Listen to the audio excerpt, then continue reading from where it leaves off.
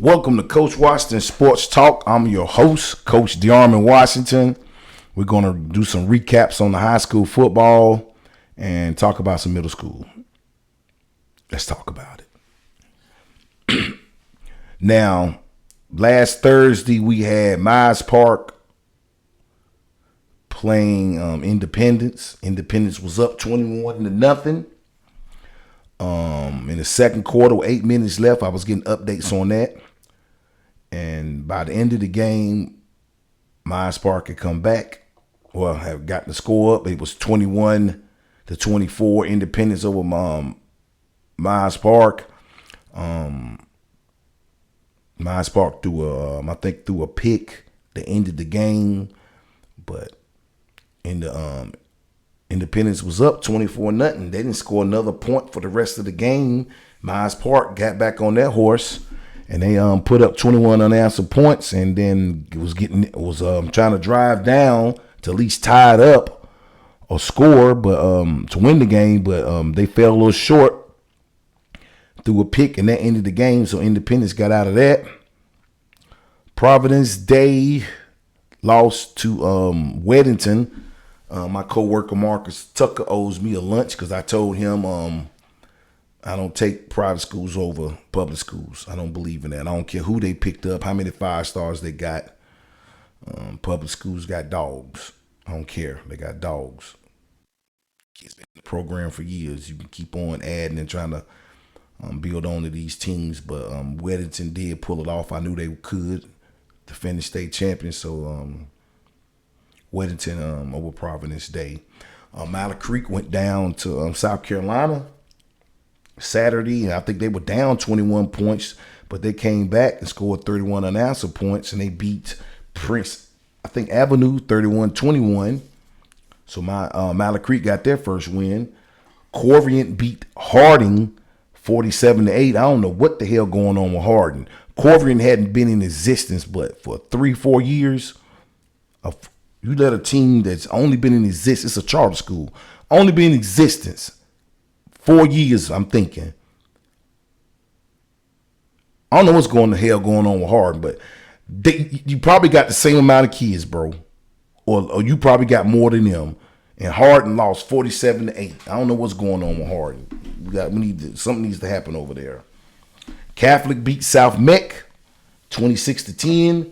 West Charlotte beat Palisades 26-6, but I heard that was kind of tight at the beginning. Then West Charlotte took off, but then West Charlotte lost their quarterback in the fourth. People were wondering why was he still in the game, and he's out a couple weeks. But West Charlotte did get their first win.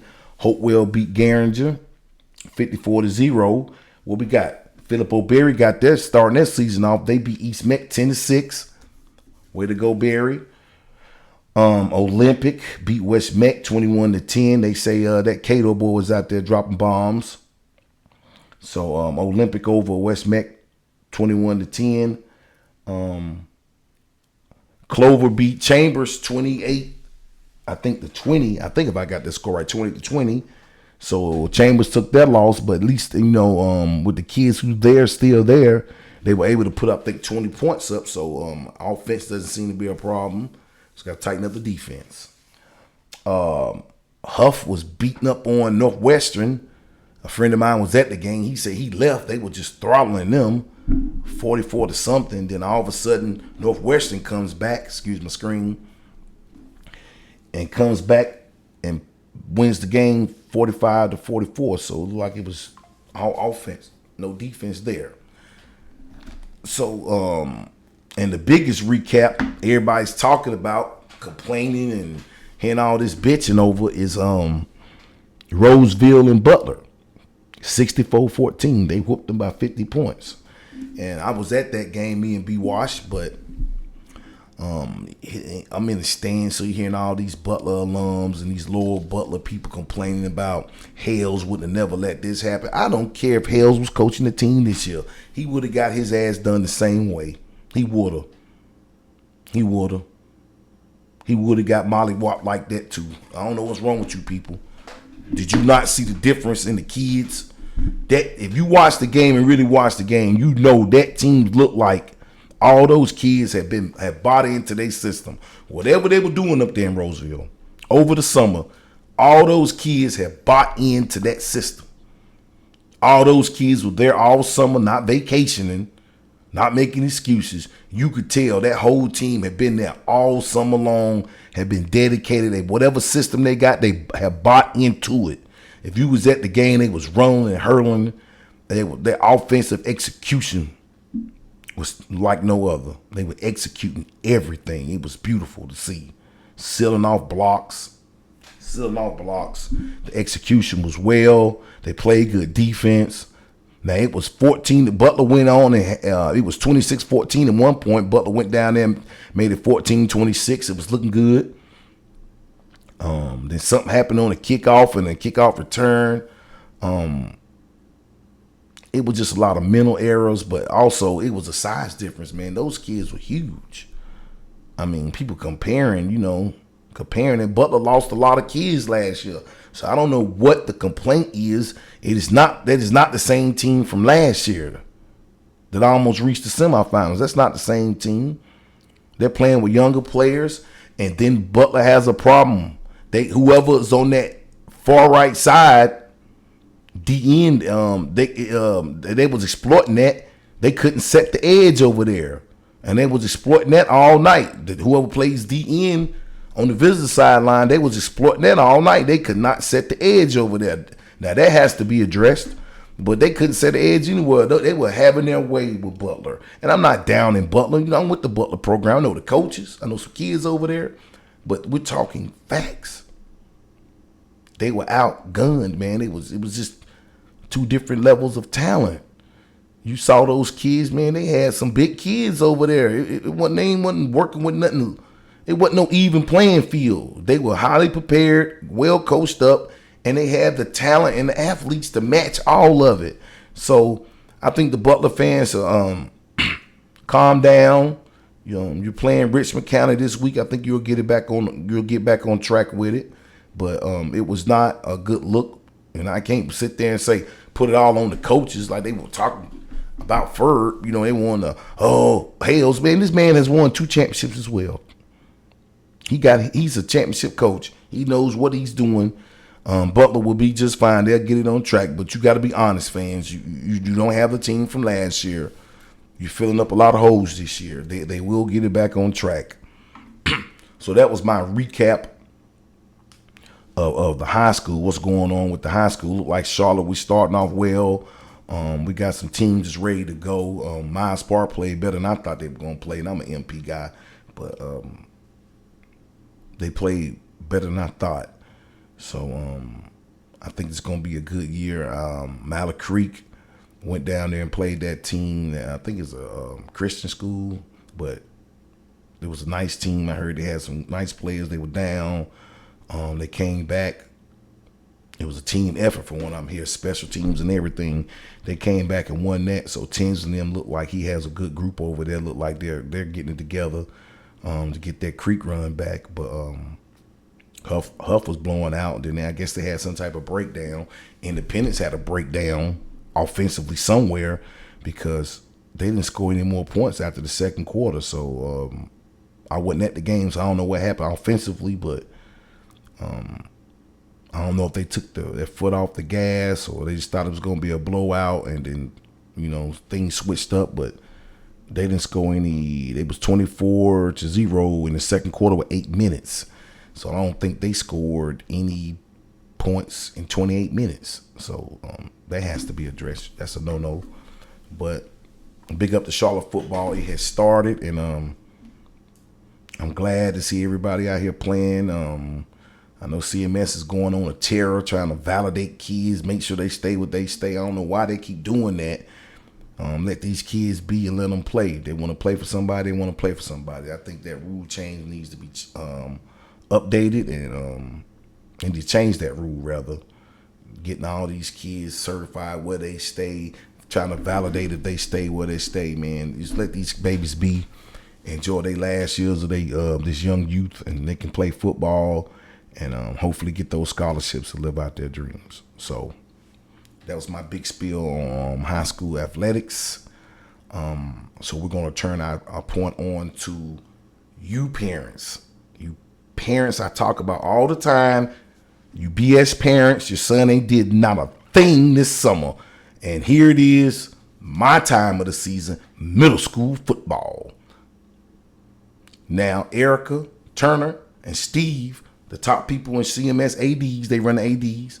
They the ADs for all the CMS, the big dogs.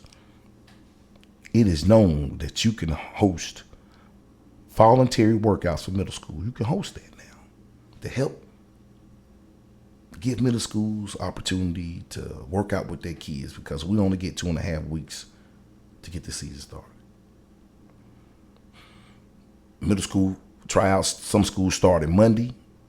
We will play our first middle school game on the 12th day of school. The 12th day of school, we will play our first middle school game. 12 days. The first game is September the 11th. So 12 days you have to get your middle school prepared. But I'm not tripping over that, because that was the norm standard. But the opportunity to hold voluntary workouts and camps this summer was available to all 32 football teams. And you only had 6 to 8 participating in that. Out of 32, you had about 6 to 8 teams participating. And I know a lot of them because we were out there working with them, and we had a great summer. So it'll be interesting to see how it goes this year.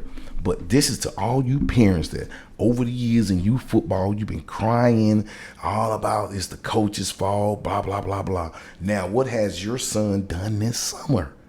Did he have a trainer? Did he work out? Is he prepared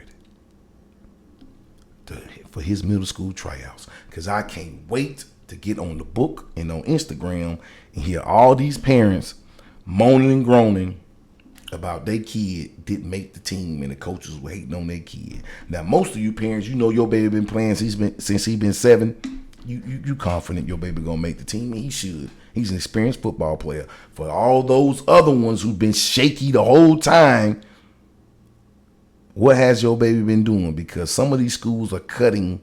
This is the second day of tryouts. So some schools are going to cut today and tomorrow. And I can't wait to see these posts about my son didn't make it, because I know majority of the kids who play youth football in these youth groups, their kids going to make the team. They experienced it. This is their moment.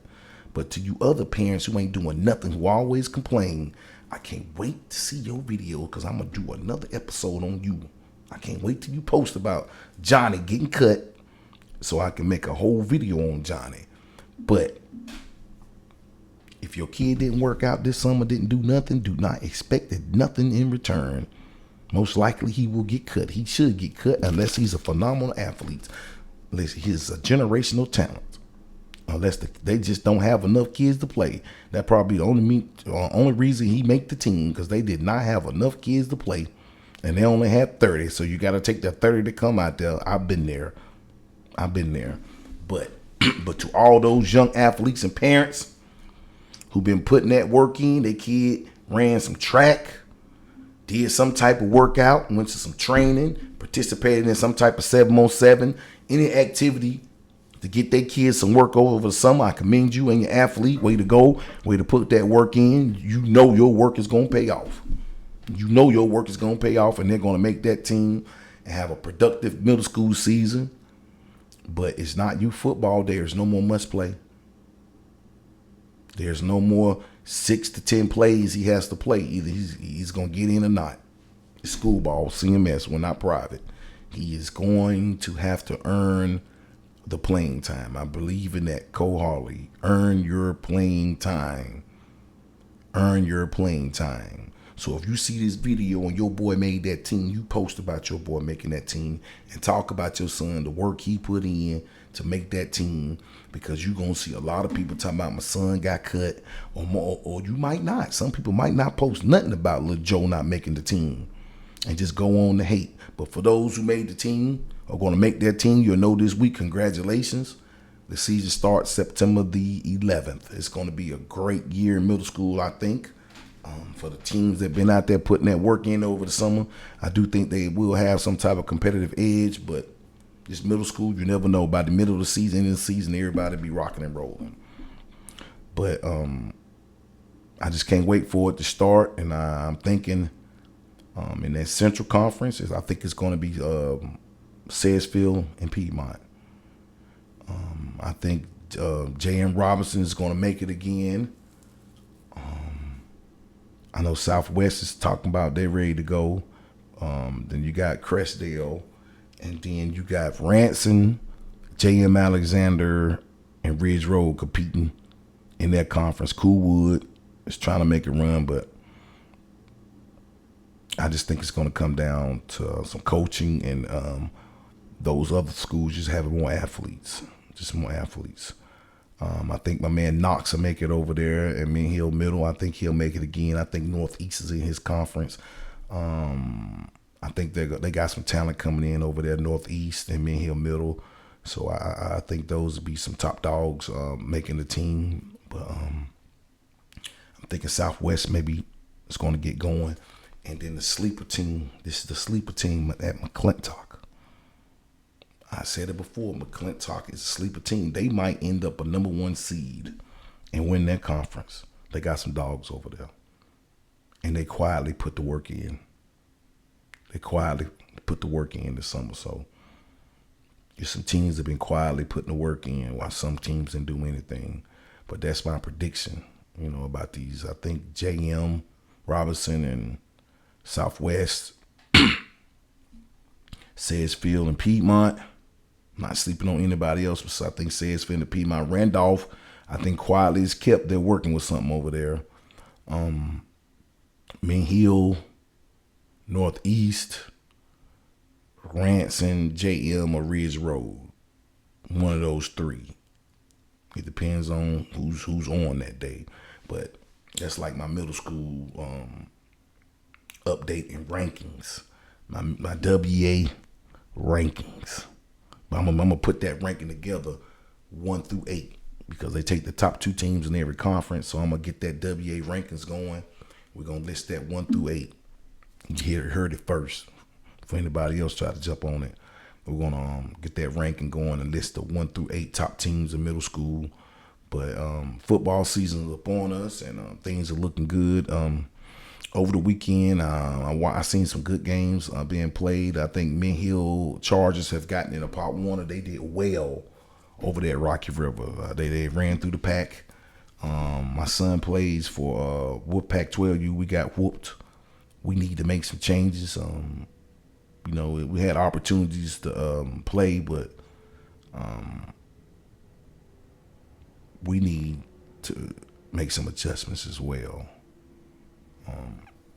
I really want to go into that, but I'm not because I don't want nothing put on my son, but I will speak my mind. We need to make some adjustments over there. But I think we got a game this weekend. We'll see how that goes. But that is a stud team, so has to be some adjustments made. But they were on the goal line about 3 times and just didn't convert. So and they lost to Harrisburg. I think Powell went down to my nephew plays for Powell 11U. They went down to South Patriots. I think they put on a good showdown there. I think Mint Hill 12s lost to Odell. These are the only updates I'm getting from the people I know. So I hear it's a pretty good weekend. I don't know what Powell 12U did, but they probably won. So I got 3 kids from my Sedgefield team that play on that team. But I'm going to start getting more updates on these youth games on Saturdays as well, so we can cover high school. We'll go over high school, middle, and youth football. I think the Hurricanes, I don't know who they played. They 12U, Coach K, I think they won. So it was some good football. So I got to do more research on the youth and get these scores. But youth football is back. Everything is up on us. Also in the HBCU, we had Norfolk State play FAMU in Atlanta. If you don't know anything, that was a big game, man. That Coach Odoms and them lost. They had the game. Fam came back. They could have got back in it. They jumped off sides on a crucial 3rd and 2, and they got a pass interference. So and then the guy went up the gut and ran it. He didn't score, but that run hurt them, and they took the time off the clock. They were winning the game all the way up till then. But that was a big game, and why it was on prime time. I think ABC. It was like a 8, 9 o'clock game on ABC prime time coverage. And I don't think people really understand what I'm talking about when I'm talking about prime time coverage. ABC live prime time. Two HBCU teams playing. It was a great crowd. Fam bring them out in Norfolk. That was a great game to start the season off. That MEAC SWAC challenge. That was good to see that. That was, like I said, it was a big game. And then this week coming up, I think North Carolina Central was in Miami. I think we're playing Alabama State or Alabama A&M, one of the two. I'm not going to be able to make that game. I wanted to, but my baby has a game Saturday. I was going to fly down Saturday and fly back out Monday, but I'm not going to be able to make that. I will be using that time to be watch this game, but I definitely will be at that North Carolina Central A&T game September the 21st in Durham. You better get your tickets because the rooms are selling out up there. And if you don't have a ticket, you need to go get you a ticket to that. That's going to be big. So we're kicking off big games. I think John C. Smith is going to Tuskegee and playing in some big classic, Big Up the Flowers. That's going to be real big. So I think they're traveling down to Tuskegee for that classic. He has put together a great team over there, John C. Smith. I can't wait to see that. I don't know who Jones, Coach Jones up there at Shaw, that's my guy. I don't know who he's playing first, but he has done a great off season and recruiting talent. Have a lot of Charlotte kids or kids with Charlotte ties on that team. His quarterbacks are from Charlotte. He got 2 DNs from Charlotte. He has a lot of ties to Charlotte on that team. So I think this is Jones' breakout year right here. All his team is healthy. So I think Shaw is going to put on a show. My brother thinks Fayetteville State will win it again, as always. He's a Bronco guy, so he's big on Fayetteville State. I think Livingstone is going to be a sleeper. My boy Trey, what's up to you? I think Livingstone is going to be a shocker and shock some people this year. Who else? My man Mikhail down there at Methodist, big up to you. I can't wait to come watch you play, see how y'all do down there. I think y'all gonna have a great year down there, Methodist. And my guy Cleveland Graham and Jeremy, all those guys down there at Pembroke. I think Pembroke has assembled a great team. Got a lot of Charlotte kids down there. I think everybody plays their first game this week. And then you got Greensboro College. They have recruited Mecklenburg County well. So I can't wait to see how that takes off for them. Who else am I missing? St. Aug, I don't think is even playing this year. So we can't talk about them. Massey and Winston-Salem has done a good job of getting kids. They gave him extra scholarships. So I think Massey will need to have a breakout season this year. I think this is it. I think it's show and tell for him. So I know he's done a good job of getting kids in Winston, so we'll see how that go. I haven't really heard anything about Elizabeth City State. I haven't really heard anything about them. Then we got the Aggies, A&T. Hey, this guy, if he don't get it together, they're gonna fire him. I think I don't know him personally, but I don't know if he maybe was the right guy for that. Coming from the environment, I know he's an HBCU guy, but he's been coaching in that CAA conference for years. And I think they were really trying to make A&T more of a CAA school. I think I stick to your roots. A&T is expanding. It's a huge school. So I know they were trying to take that next academic step. They were trying to get this next level academic step with their academics. And I think they were trying to get the football team to follow in that and be more like a William and Mary type school, but I don't think that's the case for them.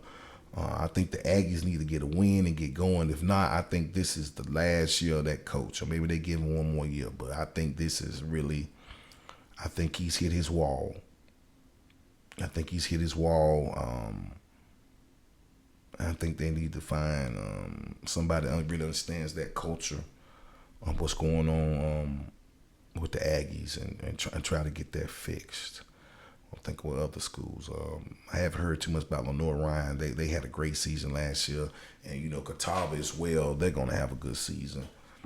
So this just a little of my input of what's going on in the state of North Carolina athletics, as far as high school, middle school, and youth. And we talked about some HBCUs. Some coaches need to get going this year. I hate to say it, but to keep their jobs, man. It's a make or break for some coaches, and I think they're going to come out and win the games to keep their jobs. But they probably move on and get some better jobs. So I think this is going to be Trey at Central. I think we're going to have a great year at Central. I think we're going to have we're ranked number 1. We finished top 10 in the nation last year. And FCS, we finished top 10, man. We beat all the teams in the CA. We beat all the teams we were supposed to beat. And then we had that meltdown like in the second half against Richmond. But we had that team. We were breaking their spirits, but we had a breakdown. I think we're gonna I think we learned from that lesson. So I can't wait to see North Carolina Central. I think we'll be back in the Celebration Bowl this year. I'd like to see us back in the Celebration Bowl or the playoffs. To me, it doesn't matter. I like winning that Celebration Bowl, everything that comes with it, the money. It's a big event, but also I understand we are playing football to recruit and to get on a national level. And to get on that national level, if you can get in those playoffs and get some wins, that changes your whole program as well, because that's national. You're in the playoffs, you're playing, and we need to get our first playoff win. It would have been great to get that last year, but we didn't. So I'm cool with either or Celebration Bowl or the playoffs. We get a win, our first win in the playoffs, we're rocking and rolling. We can get a second win, hey, we're recruiting from everywhere. And it's been good to us winning the Celebration Bowl, going to the playoffs. That's been great for recruitment. We lost our cornerback who transferred in for Alabama. Just wanted to say shout out to his family, on that loss. That was a terrible loss. He got hurt in a car accident, and he passed away. And they had big hopes for him. I heard he was the truth of a great player. The kids I talked to, everybody was very impressed with him. So I hate that for his family, man. He died in North Carolina, so that's a tragedy, and like send my condolences to the family. And we also did pick up a Duke wide receiver and I think a DB from Duke. So we have Power 5 players transferring into Central. They have and Sean Camp, Bubble, he transferred into from Old Dominion. So now he's at Central. I think he's playing safety. So we're getting FBS and these Power 5 kids transferred into our program. So we have the program. So I just can't wait to see how Central does. We have the campus built forward. We got new turf. We're looking good. A new stadium will be lovely, but we'll talk about that another day. But I just want to get out here today and just recap some of the scores in high school and let you know what happened this following past weekend in high school. And we talked about, again, this middle school, how some of these kids are going to get cut. These parents are going to be mad, raging hell. Your son didn't do nothing. Be quiet. Didn't put no work in. Wasn't good enough. Go back and try it another year. Go back and try it. Ain't nothing wrong with it. Maybe need another year in youth football. So, and then I think we went over a little bit of youth scores and Part 1 and AYF. I'm going to get some more scores for that stuff so I can keep you updated. And we talked about the HBCUs, man. It was a great weekend and football in general. It was a great weekend. I'm glad it's back, but we got to get ready ourselves. Like I say, September 11th is the big day for middle school. The first games. Can't wait to see everybody out there competing. That 2030 class, I've been hearing from all the coaches, that 7th grade class, that 2030 class is something special. I talked to McClint I talked to a lot of coaches. That 2030 class, that 7th grade class, man, that's going to be a special group of kids. I think every team is deep with them. And I think they're going to contribute and play right away. Most teams usually 8th grade heavy. and they play some seventh graders. But this year, I think it's going to be a lot of seventh graders on the field this year, making plays and contributing and trying to get their teams in the playoffs and get to that city championship. This will be the second annual city championship in Charlotte. So just want to catch y'all up, man. I know I've been gone for a couple of weeks. I've been busy, but I'm back. You know, Coach Washington Sports Talk is back. And I forgot to say this at the beginning of the episode. Make sure you hit that like, subscribe, and share button, man. We got to get going. This is my 23rd, 24th episode. Like I always say, I should be at 30 by now, but we're not going to talk about that. But I think this is my 23rd, 24th episode, so big up to me for that, you know. Still continuing to do it. You know, I just do it. It's therapeutic for me. I just like to get on here and talk. But make sure you hit that like, subscribe, and share button, man. And go back and check out all my old videos, man. Let's get them views up. I'm really not in it for that. I just like to get in here and talk in front of this camera. It's good for me. I think I'm getting prepared for something bigger. Like I always say, I'm getting prepared for something bigger. I'm getting better every episode. But go back and hit that like, subscribe, and share button. Spread the word about Coach Washington Sports Talk. Go back and watch some of the old videos, man. Shout out to all the kids in school who headed to school. Shout out to the kids who showed up last week and the second week in their programs. Shout out to my man Tyreek Brown up there at Campbell. Shout out to him and all the kids. This is their first year playing. I think most kids now know if they're going to be a red shirt, they're going to start. But if you're a red shirt, just get your academics done, get in that weight room, get ready for spring ball. So college ball is getting ready to start. Big up to all the kids out there who's playing college ball, whether you got on scholarship, you walked on, you got a preferred walk on. Congratulations, you're on that team, you're achieving your dreams. Parents, make sure you talk about your kids. I don't care if he's a red shirt.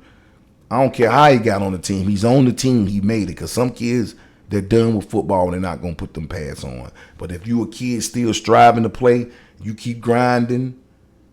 Go to school, keep grinding, go to a JUCO, go to a prep, whatever you got to do. If you still want to play, still got the passion, find a way. A D3, a JUCO, a prep. Get on the field, get some footage. And then like most kids are doing, transfer up and take advantage of that opportunity. And like I say, live your dream. I want all these kids living your dreams. Also, parents, make sure these babies are reading and doing their homework on time. Everybody starts off with an A, and then you just drop down with these zeros of incomplete work. Make sure your babies are doing their work. They're getting their assignments done. Make sure you are helping them with them assignments, reading, because I'm going to talk about another episode about parents.